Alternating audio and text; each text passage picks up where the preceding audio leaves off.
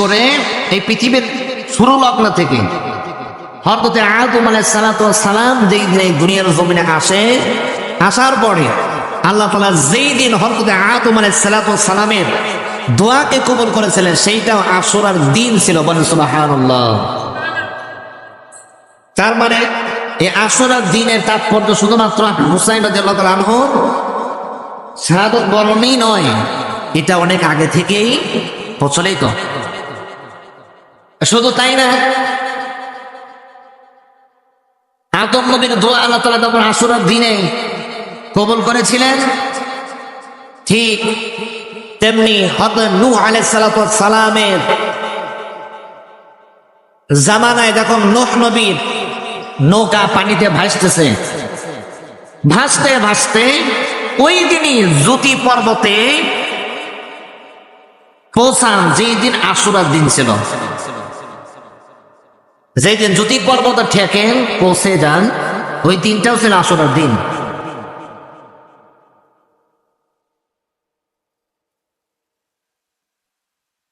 বিশেষ করে হযরত মূসা আলাইহিস সালাতু ওয়াস সালামের সময়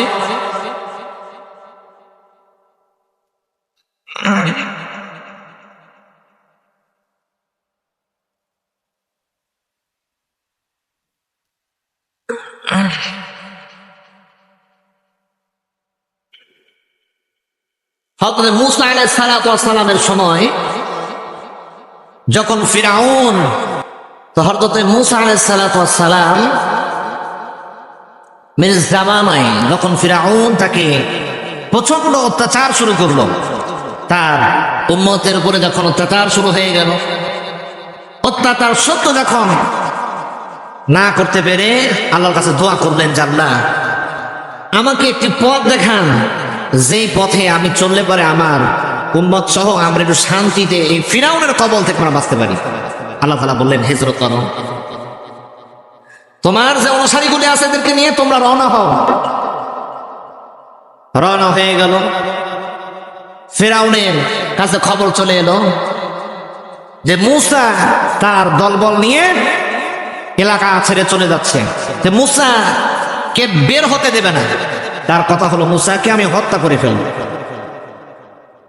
আমার বন্ধুগণ, আমার ভাইরা, হযরত মূসা আলাইহিস সালাতু ওয়াস সালাম তার উম্মতদেরকে নিয়ে যখন বের হয়ে গেল, হযরত মূসা আলাইহিস সালাতু ওয়াস সালাম নীল নদের তীরে চলে আসলেন। নীল নদের তীরে আসার পরে এখন পার হবেন কি করে? চতুর্দিক থেকে ফিরআউনের দলবল ঘেরাও করে নিয়েছে, কোনো দিকে বাঁচার আর কোনো উপায় নেই, পানিতে ডুবা ছাড়া। মূসা নবীর উম্মত সকলে বলতেছে, মূসা আজকে আমাদের আর বাঁচার কোনো উপায় নাই, আজকে আমরা সকলেই ফিরআউনের কাছে ধরা পড়ে যাব, ফিরআউনের কাছে আমরা ধ্বংস হয়ে যাও, ফিরআউন আমাদের কাছে ধরে ফেলবে। হযরত মূসা আলাইহিস সালাতু ওয়াস সালাম বললেন, আল্লাহ তাআলা আমাকে স্বয়ং আমাকে বের হতে বলেছে, আর আল্লাহ যেহেতু আমাকে বের হতে বলেছে, তার মানে আল্লাহ তাআলা আমাকে এমন জায়গা থেকে পথ বের করে দিবেন যেটা তোমরা জানো না। আল্লাহ তাআলা মূসাকে ডাক দিয়ে বলেন, মূসা রে, তোমার হাতে যে লাঠিটা আছে, এই লাঠি দ্বারা তুমি পানিতে আঘাত করো। মূসা জিজ্ঞাসা করলেন, আল্লাহ আমি পানিতে আঘাত করলে কি হবে? আল্লাহ তাআলা বললেন, তুমি পানিতে আঘাত করার সঙ্গে সঙ্গে তুমি বুঝতে পারবা আমার কুদরত। বলেন সুবহানাল্লাহ। এইবার মূসা নবী তার হাতের লাঠি দ্বারা যখনই পানিতে আঘাত করা হলো, আঘাত করার সঙ্গে সঙ্গে পানি এরকম দুভাগ হয়ে গেল, বলে একটা দুইটা না 12টা পথ আল্লাহ তাআলা তার জন্য বানিয়ে দিল। বলেন সুবহানাল্লাহ। পানির মাঝখান দিয়ে যখন রাস্তা হয়ে গেল, মূসা নবীকে বলা হলো, মূসা নবী তুমি এবার তোমার উম্মত নিয়ে ওই পারে পার হয়ে যাও। মূসা নবী পার হয়ে গেল। এদিকে ফিরআউন এসে তীরে যখন পৌঁছালো, দেখে যে সুন্দর রাস্তা, আর সুন্দর রাস্তা দিকে সেও রওনা হয়ে গেল। আল্লাহ তাআলা পানিকে হুকুম করে দিল যে পানি তুমি এবারে এক হয়ে যাও। ফিরআউনের দলবলকে তুমি পানির নিচে টেনে নাও। যখন আল্লাহ তাআলা পানিকে হুকুম দিল, পানি সঙ্গে সঙ্গে এক হয়ে গেল। ফিরাউনের দলবল সহ ফিরাউন সহকারে এরকম পানিতে ডুবতে থাকলো। কিন্তু বিস্ময়কর বিষয় হলো, ফিরাউন নিজে যখন আল্লাহর খোদা দাবি করলো, ফিরাউন নিজেও জানতো যে আমি খোদা নই। এরপরে যখন পানির মধ্যে হাবুডুবু খাচ্ছে, কারণ ফিরাউনের এতটুকু জ্ঞান ছিল যে আমি যদি একবার বলতে পারি যে আল্লাহ তুমি আমাকে মাফ করে দাও, আমি মুসা নবীর উপরে ঈমান আনলাম, বলে শেষ সময়েরও কথা আল্লাহ তাআলা কবুল করে নিত। বলেন সুবহানাল্লাহ।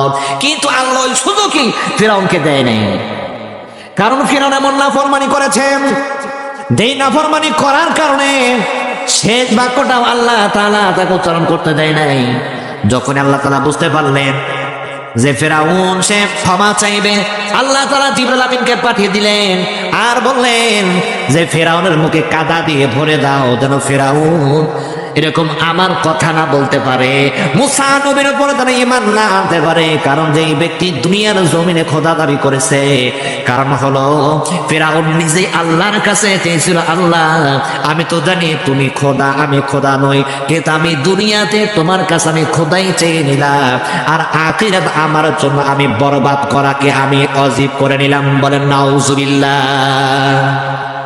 সে নিজেই চেয়েছিল যে আমি আখিরাত আমার জন্য আমি জাহান্নাম বেছে নিলাম, আমি আখিরাত চাই না, আমি দুনিয়া চাই।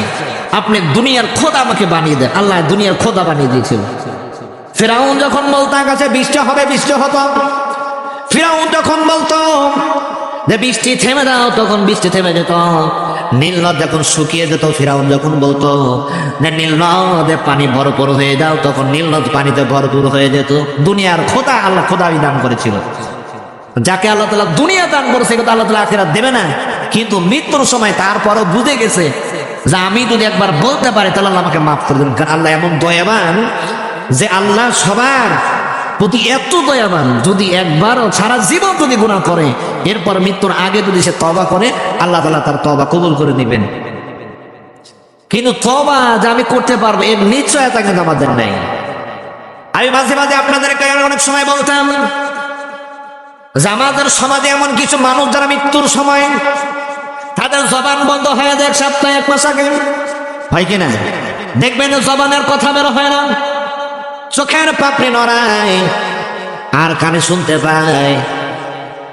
তারা হাজারো বড় দুশ্মন যখন তার সামনে যায়, 2 চোখ দিয়ে ঝরঝর করে পানি ছেড়ে দেয়, আর কি যেন বলতে চায় কিন্তু বলতে পারে না, ঠিক না? কি যেন বলতে চায় কিন্তু বলতে পারে না, জবান বন্ধ। আমরা অনেকে মনে করি যে বুড়া বয়সে মরার আগে তওবা করে নেব। এর বাস্তব নদীর দেখেছিল যখন ইউসুফ আলাইহিস সালামের ভাইয়েরা ইউসুফ নবীকে হত্যা করার চক্রান্ত করলো। তারা ভেবেছিল যে ইউসুফকে আমরা হত্যা করে ফেলবো, পরে আমরা তওবা করে নিব। 40 বছর অতিবাহিত হওয়ার পরে তওবা যখন হয় না, তওবা করার সুযোগে পায় না, পরে একজন আর একজনে বলতেছে, দেখো আল্লাহ যদি তওবা করার সুযোগ যদি না দেয়, 40 বছর অতিবাহিত হয়ে গেছে, এখন আমরা কেউ তওবা করতে পারিনি। আমরা এখনো আমার পিতার কাছে গিয়ে আমরা সকলে মূল হাকিকত বলতে পারিনি। আমরা গিয়ে বলেছি যে আমার ভাইরে বাঘে খেয়ে ফেলেছে, কিন্তু আমার বাবা তো বুঝেছে যে আমার সন্তান রে ইউসুফ রে বাঘে খায় নাই।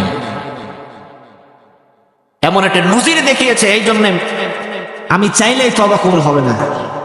এই জন্য যখনই আমার সুযোগ হবে, এখন সুস্থ মস্তিষ্ক কাজ করতেছে, এখনই তওবা করতে হবে যে আল্লাহ আমি অতীতে যে গুনাহগুলো করেছি আমি এখন তওবা করতেছি, আমি আর গুনাহ করবো না, আমি আর অপরাধ করবো না, এর জন্য তওবা করা।